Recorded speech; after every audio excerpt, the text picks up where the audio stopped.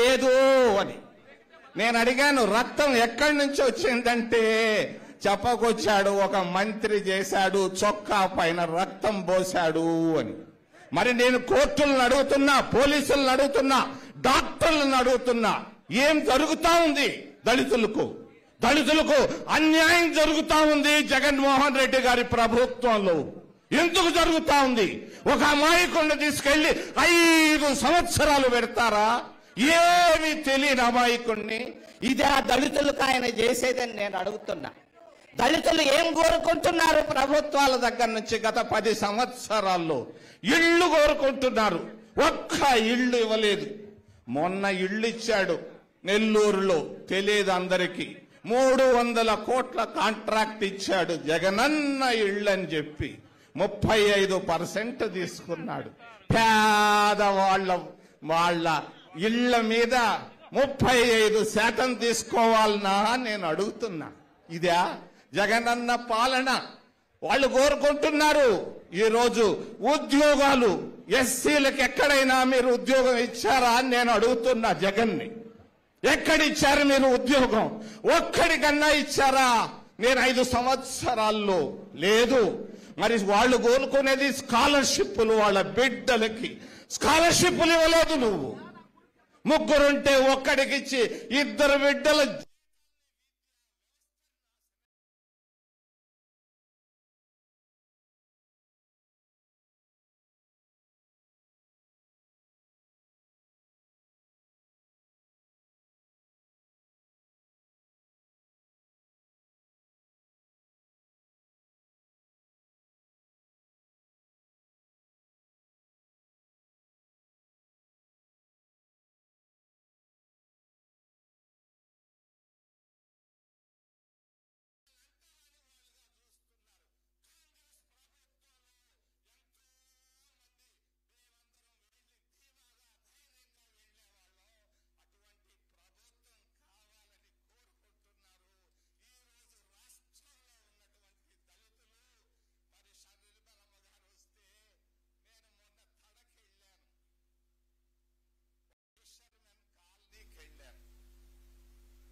చాలా పాపులర్ అయ్యా.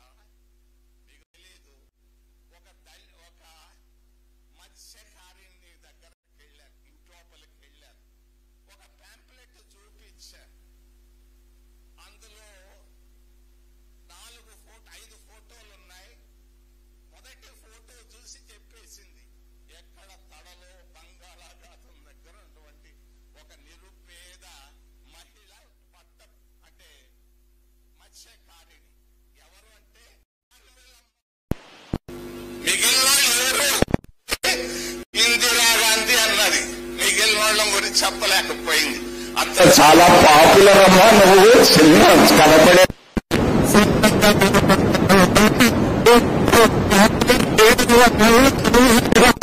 రాష్ట్రంలో మరి రాజశేఖర్ రెడ్డిని షర్మిలమ్మని చూస్తూ అరిస్తే బాగుంది. రాజశేఖర్ రెడ్డిని షర్మిలమ్మని చూస్తే 2 ఫోటో కాపీ. మరి ఆమె వాయిస్ ఎట్టా ఉందంటే మరి సుశీలమ్మ వాడినట్టే లతా మంగేష్కర్. ఎంత మెలోడియస్ వాయిస్ అమ్మా. మీరు ఏం మాట్లాడుతున్నారో మరి వినాలనిపిస్తా ఉంది తల్లి. నీకు మంచి భవిష్యత్తు ఉంది కాంగ్రెస్ పార్టీలో. మీ నాన్న కంటే 4 గంటలు ఎక్కువ వెళ్తావు. నాన్న కంటే గొప్ప రాజకీయ భవిష్యత్తు మీకు కాంగ్రెస్ పార్టీలో ఉంది. మీకున్నటువంటి సమయస్ఫూర్తి మా బిడ్డలకు చెప్తుంటాను, నేర్చుకోండి. నాకు కొడుకు కూతురుంటే బొమ్మల్లో చెప్తుంటాను, ఆమెను చూసి నేర్చుకోండి అని పిలిచాను నేను. చూడు ఎట్ట మాట్లాడుతుందో అని. మరి నిన్న పీలేరు దళితులకు అన్యాయం జరుగుతుంది. ఆంధ్రప్రదేశ్లో దళిత వ్యతిరేకి అయ్యాడు జగన్. పీలేరులో నిన్న చంద్రబాబు మాట్లాడాడు, నేను ఉద్యోగాలు తెస్తాను, పేదవాళ్లకి మేలు చేస్తాను అని. నేను అడుగుతున్నా చంద్రబాబుని, మరి చంద్రబాబు గ్రౌండ్ లో లేడు. లేనే లేడు. అయిపోయింది ఆయన సినిమా, ఆయన జగన్ సినిమా అయిపోయిందని ఆయన చెప్తుంటే అసలు సంగతి చంద్రబాబు సినిమా కూడా అయిపోయింది. గ్రౌండ్ లో పేదవాడు ఒక్క ఓటు వేయడు చంద్రబాబు నాయుడికి. రోజు మరి తిరుపతిలో నిరుపేద మహిళలు 7,008 మందికి 4 లక్షల రూపాయల లెక్కన గ్రాంటుగా డాక్టర్ మన్మోహన్ సింగే సంతకం పెట్టి ఇచ్చాడు. మరి ఇస్తే మరి చంద్రబాబు నాయుడు మరి కాంగ్రెస్ పార్టీకి ఏం మేలు జరుగుతుందో అని చెప్పేసి 292 కోట్ల రూపాయలను మాయం చేసినటువంటి చంద్రబాబు నాయుడు నిరుపేద మహిళలకు వ్యతిరేకిగా ద్రోహిగా మారాడు. నిరుపేద ద్రోహిగా చంద్రబాబు అయిపోయాడు ఈరోజు. మరి మన్నవరాన్ని గురించి మీరు అడిగారంట. దానికంటే ముందు దుగరాజపట్టణం ఈరోజు దుఃఖరాజపట్టణంగా మారిపోయింది. మరి నిరుద్యోగ యువతకు ప్రతి ఒక్కరికి ఉద్యోగం ఇచ్చేదానికి తీసుకొచ్చినటువంటి ప్రాజెక్టును చంద్రబాబు నాయుడు చేత్తో జాబు రాసి ఆపేసినటువంటి దుర్మార్గుడు చంద్రబాబు నాయుడు మరి నిరుద్యోగ ద్రోహిగా, నిరుపేద మహిళలకు ద్రోహిగా చంద్రబాబు నాయుడు మారాడని తెలియజేస్తున్నాను. మరి కాంగ్రెస్ పరిస్థితి నేను చెప్తున్నానమ్మా. మనోళ్ళు ఏదో చెప్తుంటే నేను ఆ రోజు చివరి 1 నిమిషం అని చెప్పాను. మహర్దశ మొదలైంది కాంగ్రెస్ పార్టీకి. మహర్దశ మొదలైంది. 130 అసెంబ్లీ సీట్లలో 130 అసెంబ్లీ సీట్లలో కాంగ్రెస్ పార్టీ మరి షర్మిలమ్మ నాయకత్వంలో, రాహుల్ గాంధీ నాయకత్వంలో గెలిచి తీరుతుంది. ప్రభుత్వం ఏర్పాటు చేస్తుందని మీకు తెలియజేస్తున్నాను. ఎవడు ఆపలేడు దీన్ని, ఎవడు ఆపలేడు. చెప్పాను కదా గ్రౌండ్ లో చంద్రబాబు లేడు అని. మరి జగన్ బాబు కూడా లేడు. జగన్ బాబు కూడా 0 అయిపోయింది ఆయనది. పక్కనే ఫ్రెండ్ అడుగుతున్నాడు ఎన్నొస్తాయి జగన్ కని.